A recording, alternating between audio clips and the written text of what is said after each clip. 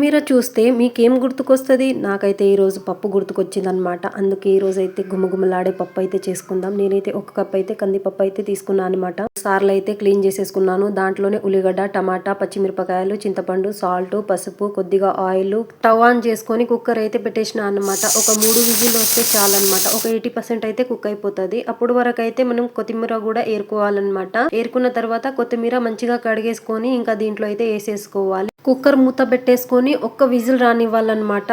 మూత అప్పుడే తీయకూడదు. కొంచెం ఆవిరి పోయిన తర్వాత అయితే తీస్తే మంచిగా పప్పు అయితే ఉడికిపోతుంది అనమాట. ఇలా మనం స్పూన్ తో అయినా మనం మ్యాష్ చేసుకోవచ్చు. లేకపోతే ఈ పప్పు కర్రీనైతే మేమైతే దాల్గొట్ట అంటాం అనమాట. మీ సైడ్ ఏమంటారో అనేది కూడా తప్పకుండా కామెంట్ చేయండి. దాని తర్వాత అయితే మంచిగా మ్యాష్ చేసిన తర్వాత ఒక కడాయి పెట్టుకొని దాంట్లో తాలింపు గింజలు కొద్దిగా హింగువ వేసేసుకొని పప్పు వేసుకుంటే ఇంకా అదిరిపోతుంది అనమాట. కొద్దిగా అయితే పైన నుంచి అయితే నేను కసూరి మెతి అయితే యాడ్ చేసిన అనమాట. నిజంగా టేస్ట్ అయితే చాలా బాగుందబ్బా. వేడి వేడి అన్నం వేసుకొని మధ్యలో అయితే పప్పు వేసుకొని ఇప్పుడు కొత్తిమీర చూసినా ఇదే పప్పు చేసుకొని తింటారు. అంత బాగుంటది అనమాట. ఒక చిన్న లైక్ ఇవ్వండి.